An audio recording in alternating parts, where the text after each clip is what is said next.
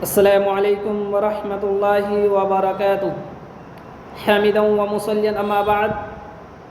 محترم ناظرین، امت پر نبی پاک علیہ الصلاۃ والسلام کا 7واں حق یہ ہے کہ آپ صلی اللہ علیہ وسلم اپنی موت کے وقت جو 2 چیزیں امت کے لیے چھوڑ کر گئے انہیں خوب پڑھا جائے اور اسی سے اسلامی تعلیمات اخذ کی جائے۔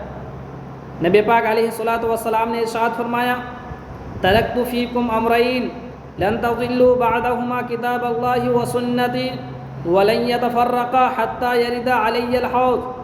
اے لوگو، میں تمہارے درمیان 2 چیزیں چھوڑ کر جا رہا ہوں، اگر تم نے انہیں مضبوطی سے پکڑ لیا تو کبھی بھی گمراہ نہیں ہوگے۔